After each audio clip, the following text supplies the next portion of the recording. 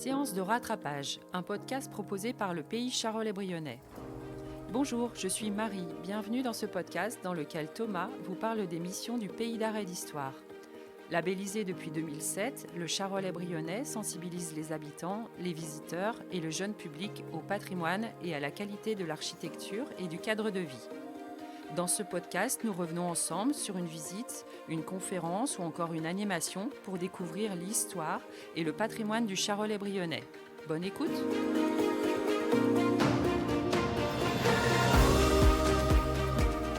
Bonjour Thomas. Bonjour Marie. Le podcast d'aujourd'hui est consacré au village de Grury, petite commune de 490 habitants du Charolais-Brionnais en Saône-et-Loire. Elle fait partie de la communauté de communes entre Arroux, Loire et Somme, et c'est aussi l'une des 129 communes qui composent le pays d'art et d'histoire du pays Charolais-Brionnais.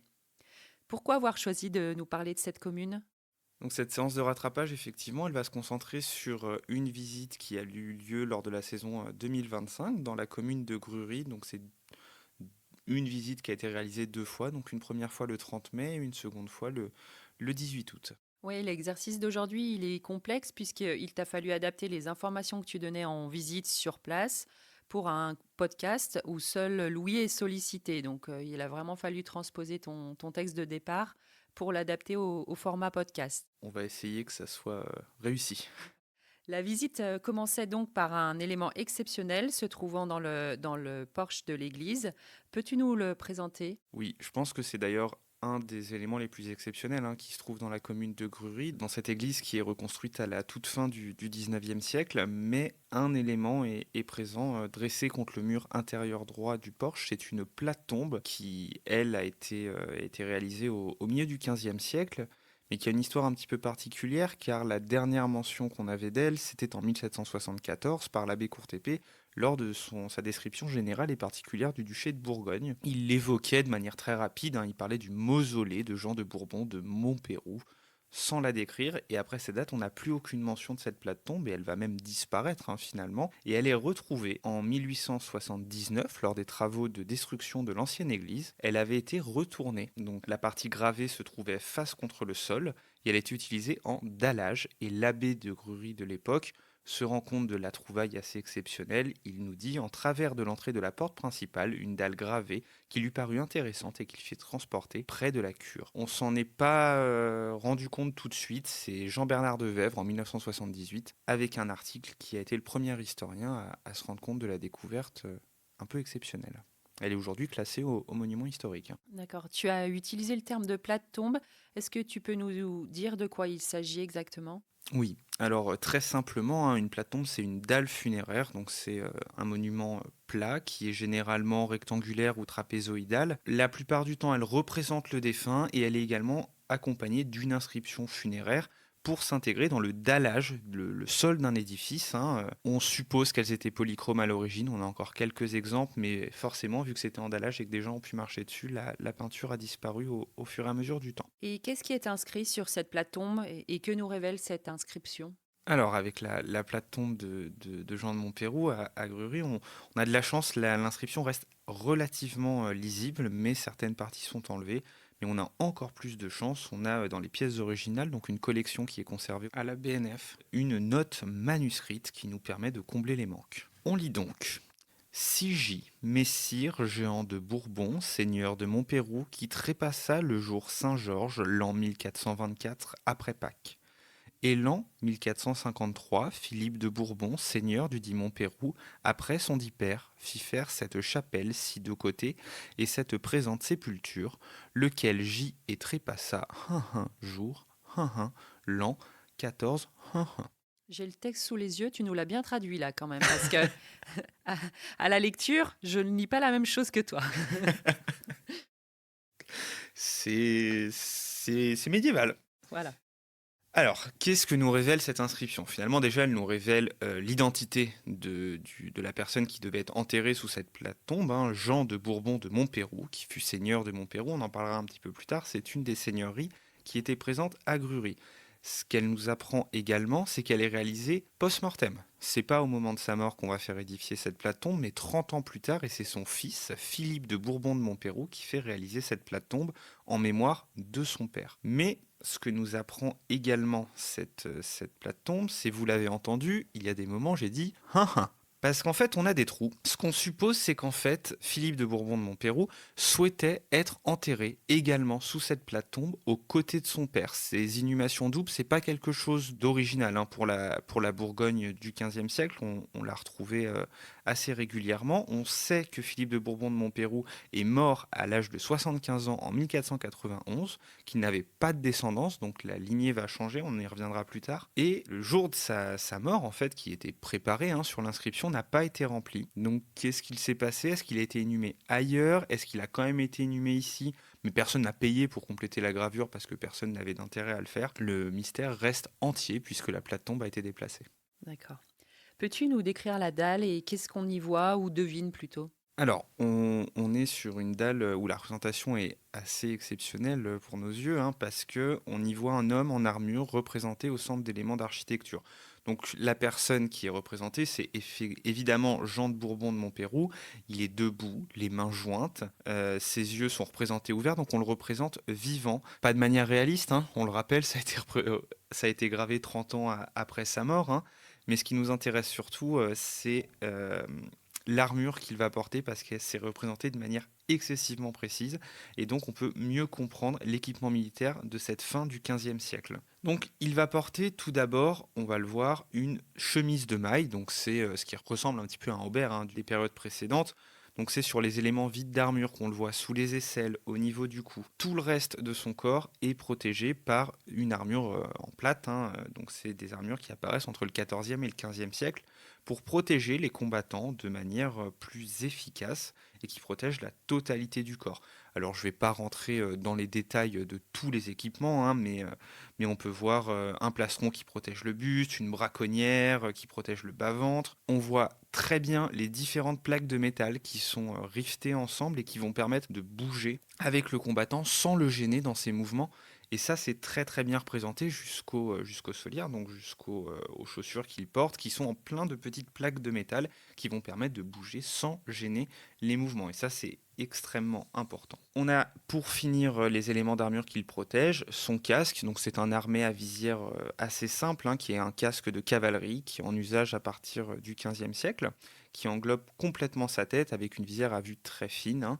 Et on a un deuxième casque qui est représenté, c'est un aume qui est beaucoup plus orné, un cimier, hein, mais ça peut souligner de la participation à des tournois, mais ça, on n'en a pas de preuve. Il a également ses armes qui sont représentées, donc il va avoir deux armes. Il va avoir une épée, hein, qui est l'idéal nobiliaire. Un noble se bat, un chevalier, un noble se bat à l'épée.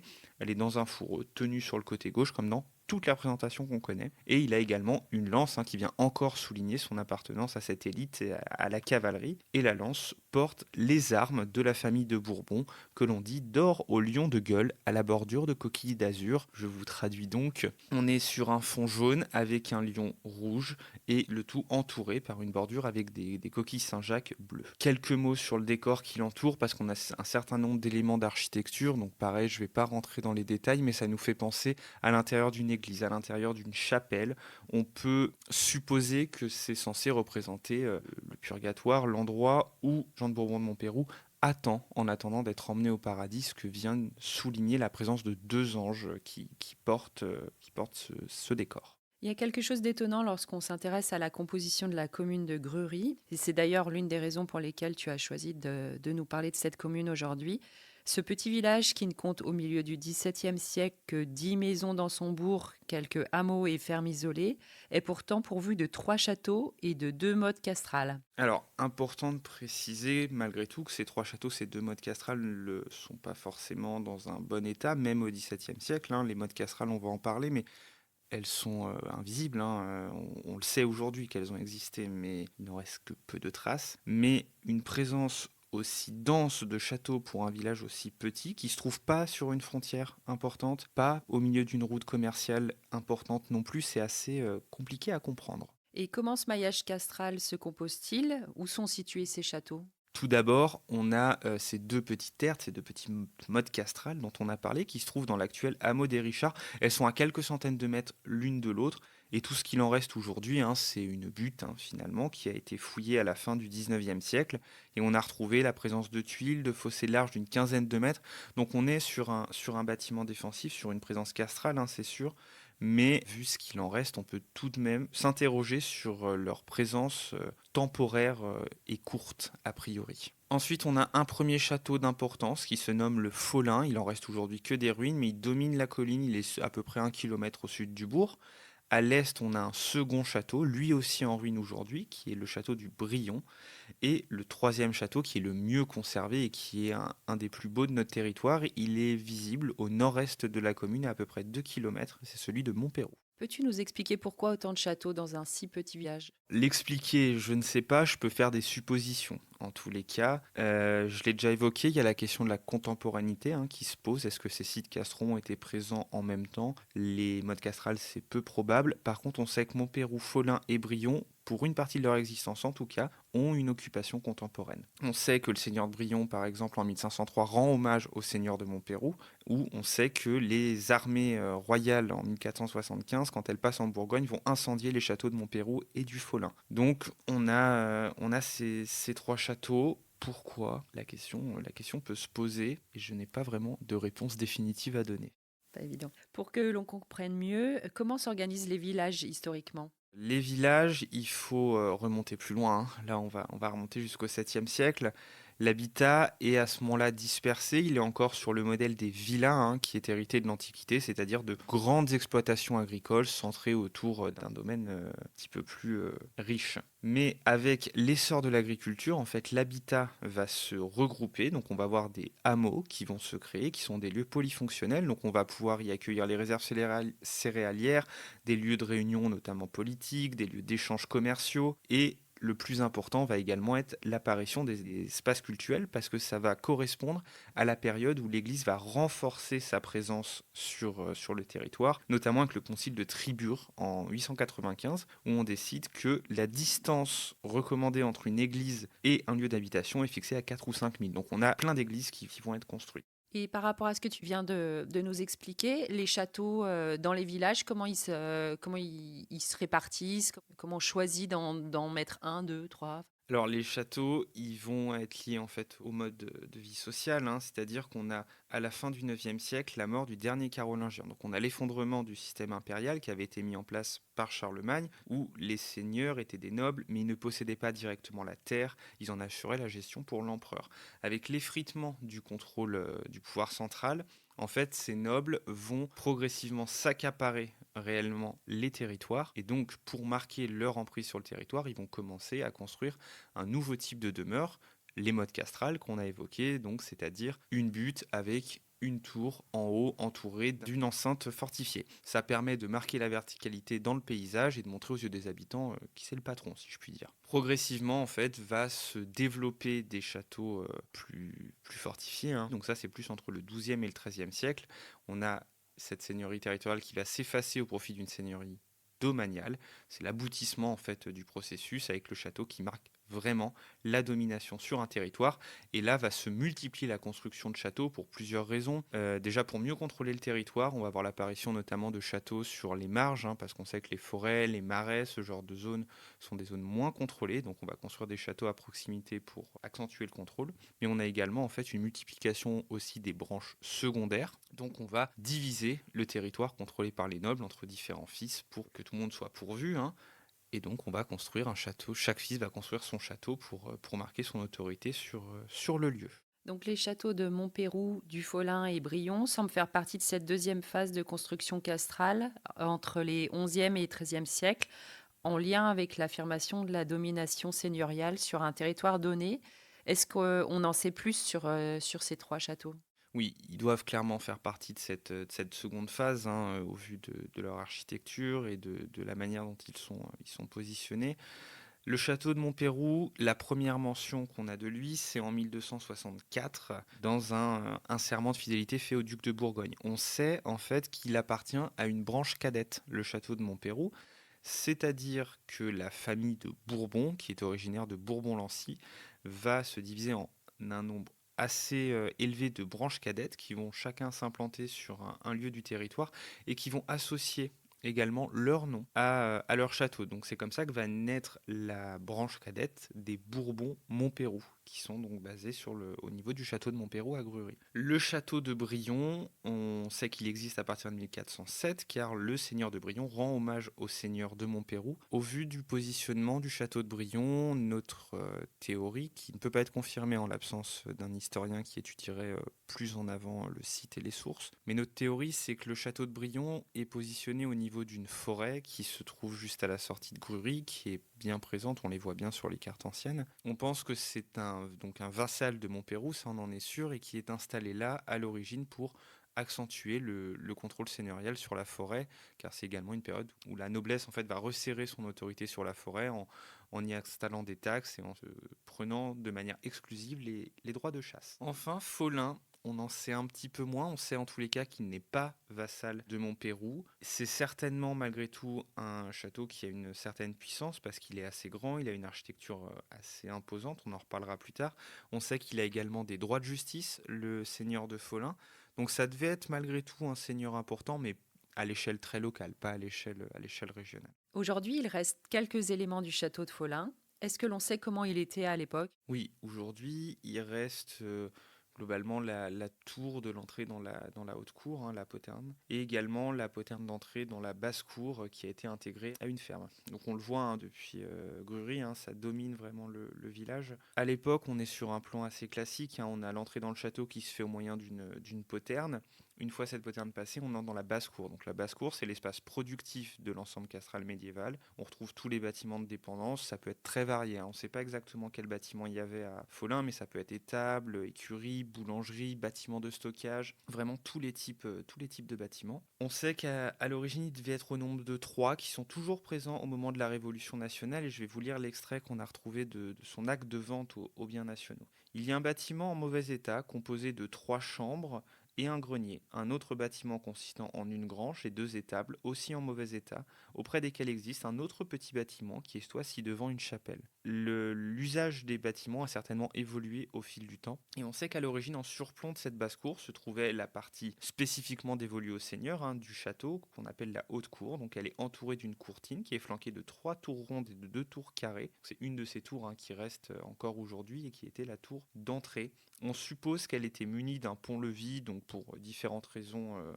que je n'expliquerai pas, ça prendrait un petit peu trop de temps. Donc on ne devait pas avoir de donjon, vraisemblablement, on n'a pas de traces d'une grande tour, on devait avoir un logis seigneurial qui est assez classique hein, pour ces 11e, 13e siècle, cette période du Moyen-Âge central, c'est-à-dire un bâtiment rectangulaire, assez long, certainement sur 2 étages, avec de grandes pièces qui pouvaient servir tant à la réception qu'au logement. Et pour celui de Montpérou, on a des informations? Oui, et puis celui de Montpérou, en plus de ça, il est beaucoup mieux conservé. Il y a le Centre d'études de castellologie de Bourgogne qui a réalisé une étude très précise dessus. On en parlait un petit peu moins, c'est vrai, dans la visite, parce qu'on n'allait pas jusqu'à Montpérou, mais très rapidement, Montpérou, on le voit encore, un château médiéval, on a toujours la présence de tours assez imposantes, mais quand on s'approche de Montpérou, qu'on voit sa façade, on voit que c'est un bâtiment qui a été remanié à la Renaissance certainement, avec la perte de l'importance défensive, hein, on a rendu le château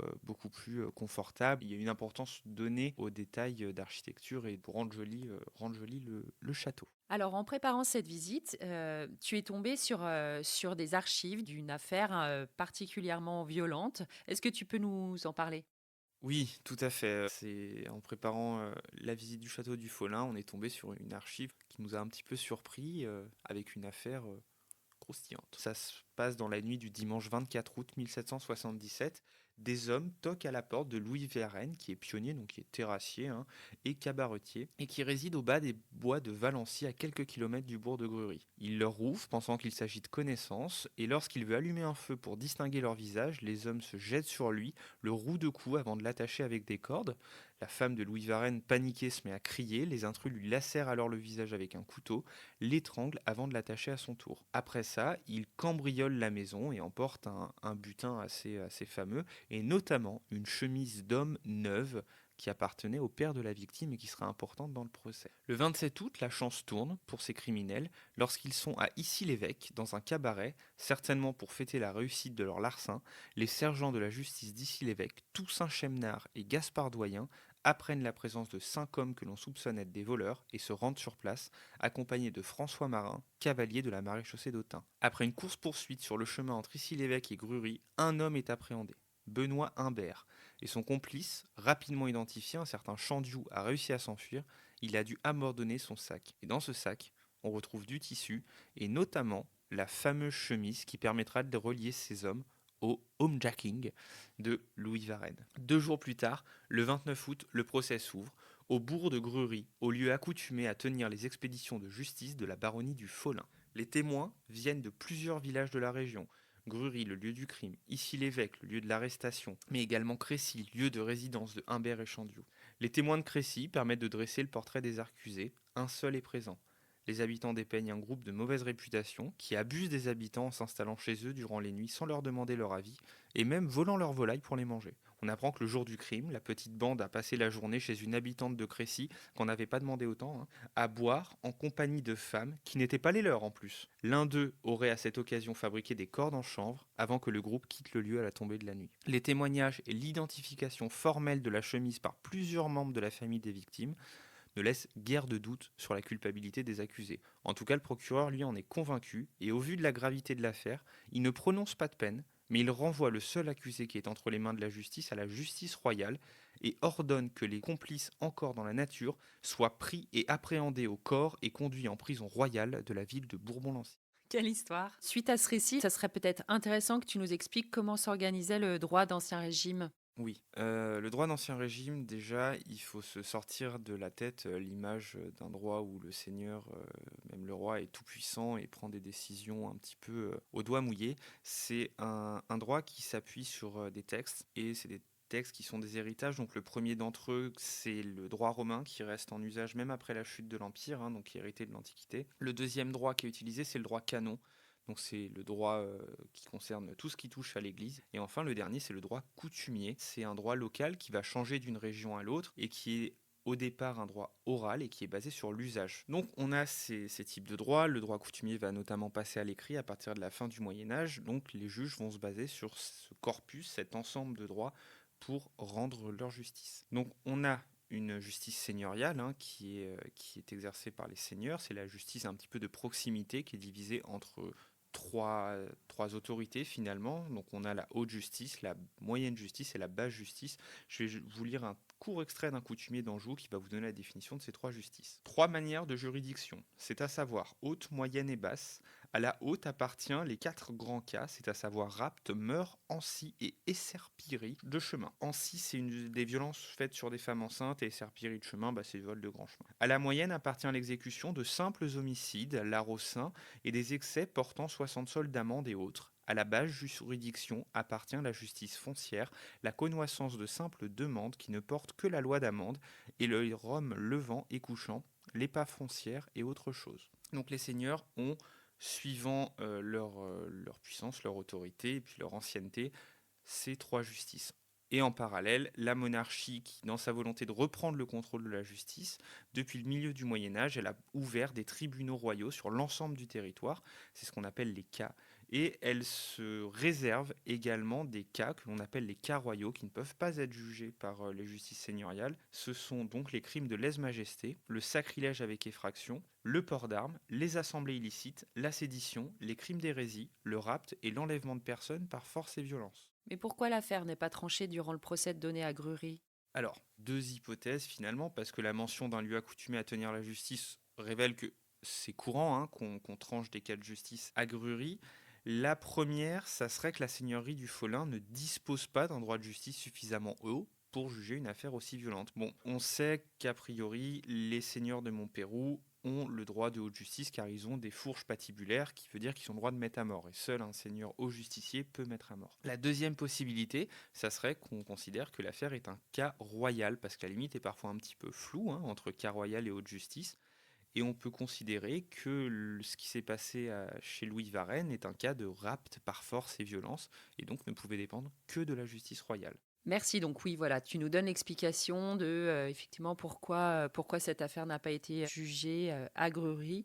Passé cette histoire, on revient plutôt sur le sujet de la commune en général. Comment Grury a évolué par la suite? Comment elle a progressivement organisé son espace public? Bon, effectivement, déjà après la Révolution, les seigneurs, justiciers ou non, vont perdre toute autorité sur la commune, les châteaux vont être vendus aux biens nationaux, et la commune de Grury va entrer dans la République, hein, avec élection d'un maire et avec organisation de son espace public. On ne connaît pas bien l'organisation avant la fin du 19e siècle. En tous les cas, on sait qu'il y a une école, a priori, qui devait exister, notamment pour les filles, grâce à la donation de Madame Anne Duchassin. Mais elle donnait un bâtiment, en fait, à la commune pour faire une école de filles, à la condition qu'elle soit dirigée par une religieuse du culte catholique.